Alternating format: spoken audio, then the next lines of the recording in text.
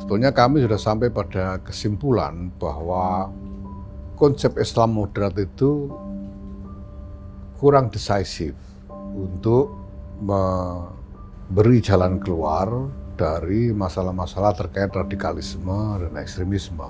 Saya kira 10 bulan menjadi jubir Gus Dur itu meningkatkan kapasitas saya berlipat-lipat kali, saya kira itu. Karena pengajaran dari Gus Dur luar biasa. Hadir sebagai organisasi masyarakat, sebagai organisasi ulama yang tidak berpolitik praktis, itu adalah prinsip fundamental. Itu prinsip fundamental sekali. Itu prinsip NU sejak didirikan. Tidak boleh dirubah.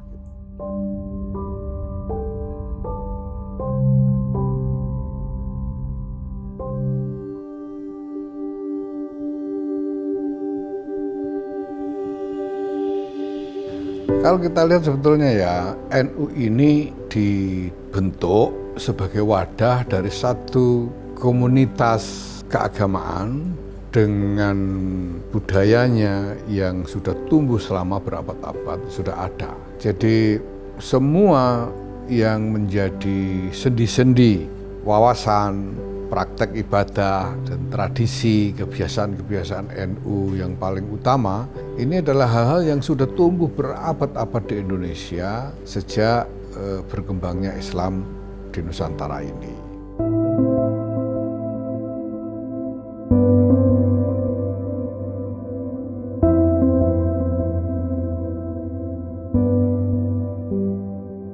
Ini kan rumah kontrak karena ya saya kan tidak punya orang di sini, kontrak lalu nyari-nyari tempat yang dekat dengan PBNU. Ini kan dekat sekali sehingga bisa sangat efisien, hanya sekitar 15 menit kalau berangkat. Rumah itu saya tertarik karena interiornya itu mirip dengan rumah kita di kampung. Itulah ada tempat untuk lesehan banyak orang kayak gitu kan tadi itu. Jadi sebuat kumpul-kumpul teman-teman, kalau ada lagi pada nganggur ke situ aja teman-teman. Sekarang susah dibagi, ya pokoknya ya ngurus kerjaan NU aja sebagian besar, yang lain-lain ya kalau masih ada lebihan dikit-dikit buat yang lain.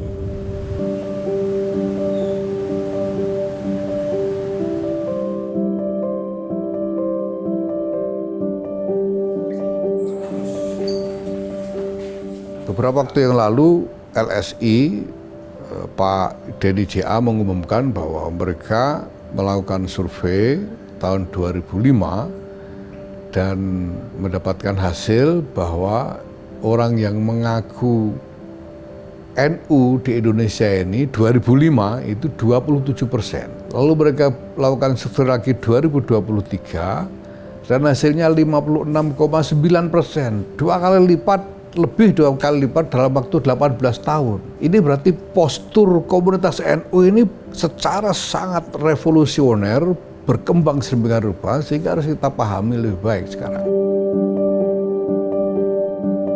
Sebetulnya yang pertama-tama kami upayakan sekarang adalah menjadikan NU ini sebagai organisasi yang betul-betul jalan sebagai organisasi. Bukan hanya sebagai misalnya kerumunan di sekitar tokoh-tokoh besar, bukan hanya misalnya tradisi yang berjalan secara alami tanpa ada strategi yang terorganisir. Itu yang sekarang sedang kami lakukan sebetulnya. Nah, maka pertama-tama yang dilakukan oleh NU adalah mengempower, jadi mendorong mereka untuk terus menghidupi itu, jangan ditinggalkan. Dengan memelihara kegiatan-kegiatan atau tradisi kegiatan komunitas. Bahwa pada satu titik, satu masyarakat bisa menjadi sangat bergantung kepada platform-platform digital itu sehingga mereka cenderung terasing satu sama lain secara langsung. Hidupnya itu seolah-olah dituntun oleh apa yang ada di dalam platform digital itu, sehingga mereka yang ada di sekitarnya ini seperti semakin kehilangan makna hubungan keluarga menjadi merosot, hubungan antara tetangga, antar teman dan lain sebagainya merosot. Nah ini yang menurut kami fundamental dan eksistensial bagi keberadaan manusia. Melihat tantangan itu, kami merespon dengan strategi untuk memberdayakan platform-platform komunal, membawa berbagai macam hajat hidup masyarakat itu di dalam platform komunal untuk mereka kelola bersama, supaya kehidupan manusiawi ini tetap terjaga.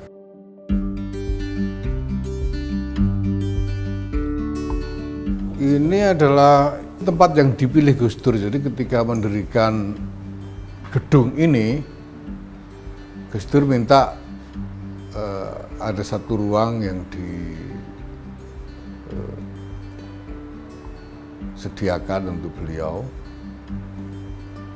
Satu ruang yang dipilih di sini, beliau minta udah di pojok aja gitu. Jadi setelah Gus Dur lengser, ngantornya di sini. Nah, makanya sekarang nggak ada yang berani pakai, takut kualat gitu. Jadi kita jadikan museum sekarang. Nggak boleh dipakai untuk yang lain.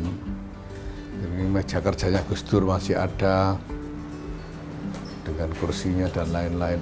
Oh, itu masa paling istimewa jadi jubir itu, karena itu adalah masa ketika saya secara intens belajar secara pribadi, face to face, dan hanya berduaan saja selama sebagian besar waktu, sehingga saya mendapatkan tambahan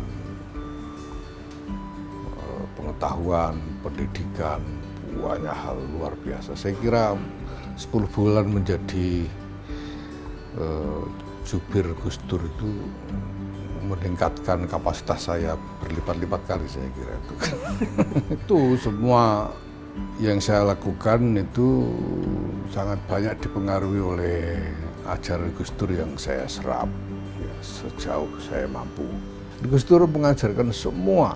Beliau mengajarkan kepada saya berbagai macam simpul pemikiran beliau tentang fikih, tentang usul fikih, tentang filsafat, tentang politik, tentang strategi militer, tentang intelijen, tentang sastra. Saya jadi pinter sekali, tambah pinter banget saya.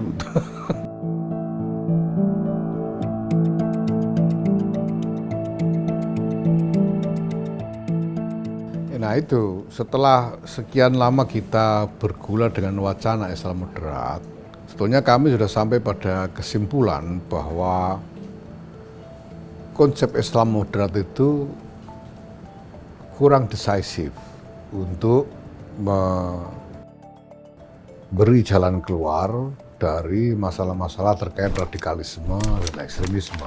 Kenapa? Karena kalau kita bicara tentang Islam moderat, maka yang terjadi adalah pertarungan tafsir, dan itu bisa sangat relatif.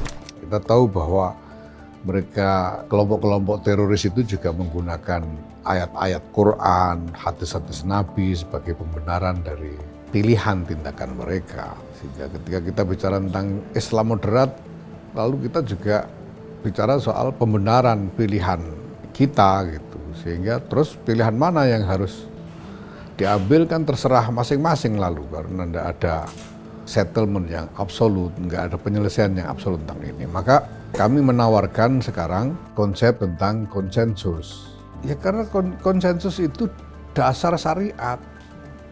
Syariat mewajibkan umat Islam untuk menghormati konsensus. Rasulullah Muhammad SAW bersabda bahwa beliau mengatakan an-nas ala syurutihim. Orang itu kalau sudah bersepakat dengan pihak lain, maka kesepakatan itu mengikat, harus dipenuhi. Nah, ini adalah pandangan yang tidak ada dispute, tidak ada tafsir alternatif. Kalau sudah sepakat ya sudah. Sama seperti masalah kita di sini. Kita punya konsensus UUD 45, Pancasila, Bhinneka Tunggal Ika. Itu sudah konsensus. Nah, bagaimana supaya konsensus ini diterapkan? Itu masalah berikutnya. Kalau itu diterapkan, semua urusan radikalisme, terorisme, dan lain-lain, jalan keluarnya ada di situ. Kita tidak perlu berdebat soal tafsir lagi. Presiden Republik Indonesia terpilih 2024-2029, Bapak Haji Prabowo Subianto, dan juga telah hadir Bapak Wakil Presiden Republik Indonesia terpilih 2024-2029, Bapak Gibran Rakabuming Raka. Pertama, bahwa NU tidak memposisikan diri sebagai pihak dalam kompetisi politik dalam pengertian kompetisi kekuasaan. Kedua, bahwa NU harus selalu ikut berkontribusi untuk kemaslahatan masyarakat. Nah, pihak manapun yang sedang bekerja untuk mengupayakan kemaslahatan masyarakat harus didukung. Pemerintah, siapapun pemerintahnya, pasti punya agenda-agenda untuk kemaslahatan masyarakat. Pasti punya. Bagaimana dengan pemerintahan Prabowo Gibran ini? Kalau memang harus diberi izin-izin tambang, konsesi-konsesi, apa salahnya kalau diberikan kepada mereka-mereka yang setia kepada negara dan bangsa Indonesia? Apa salahnya kalau diberikan kepada mereka-mereka yang selalu bekerja untuk rakyat, mendirikan sekolah, mendirikan pesantren, mendirikan universitas, membuat rumah sakit? Apa salahnya kita memperkuat ekonominya orang-orang yang cinta rakyat dan cinta tanah air? Nah, konsesi tambang ini sebetulnya juga sama kita memandangnya. Konsesi tambang ini program pemerintah. Kan NU nggak minta. NU nggak nyari-nyari, NU nggak minta, NU tidak selama ini juga tidak pernah mewacanakan harus dapat dan sebagainya. Enggak. Tiba-tiba pemerintah punya kebijakan untuk memberikan konsesi tambang kepada ormas, salah satunya NU. Dan ada pesan di situ bahwa benefitnya harus sungguh-sungguh digunakan untuk kemaslahatan warga, untuk kegiatan organisasi dan sebagainya. Makanya sekarang misalnya kami rapikan nih sistem pendidikan di lingkungan NU. Bagaimana supaya jaringan sekolah-sekolah, pesantren, perguruan tinggi di lingkungan NU ini bisa dirapikan sehingga nanti bisa dikelola lebih baik. Ini sekarang sedang kita lakukan sehingga nanti begitu nantinya kami sungguh-sungguh menerima benefit atau revenue dari tambang itu, kami sudah tahu ini mau dipakai apa gitu. Yang untuk pendidikan berapa persen, yang untuk ekonomi berapa persen, untuk dan lain sebagainya kami sudah tahu, sudah terpetakan dengan baik. Pertama-tama tentu harus kembali kepada semangat dasar didirikannya NU. Sebagaimana dinyatakan tahun 1984 sebagai Khitoh Nahdiyah. Jadi garis asal dari didirikannya Nahdlatul Ulama ini. Nah, garis asalnya itu apa? Garis asalnya adalah peran ulama di dalam masyarakat. Peran ulama itu satu, memberikan bimbingan keagamaan, dan kedua, mengasuh masyarakat untuk kemaslahatan mereka. Kembali ke situ, tanpa melalui politik praktis. Jadi dalam apapun isu publik yang ada, NU harus menempatkan diri bukan sebagai pihak, tapi sebagai berusaha untuk memberikan panduan keulamaan, ya, panduan dengan style ulama, karena ini organisasi ulama. Ini bedanya dengan cara partai politik, karena kalau partai politik ya mereka harus memanfaatkan momentum apapun untuk menggalang kekuasaan. Nah, kami tidak. Nah, di situ bedanya. Artikulasi publik NU itu harus berupa pendidikan publik. pencerahan kepada publik. Ini ada isu begini, nature dari masalahnya seperti apa, itu yang kita harus sampaikan. Kapasitas NU adalah membantu pemerintah untuk menghantarkan agenda-agenda ini supaya sungguh-sungguh bisa sampai ke masyarakat basis. Dan masyarakat di basis betul-betul merasakan benefitnya. Jelas bahwa ulama memang harus terlibat, tapi keterlibatan ulama harus beda dengan keterlibatan entitas politik seperti partai, harus beda, tidak boleh sama. Tentu bahwa hadir sebagai organisasi masyarakat, sebagai organisasi ulama yang tidak berpolitik praktis, itu adalah prinsip fundamental. Itu prinsip fundamental sekali. Itu prinsip NU sejak didirikan, tidak boleh dirubah.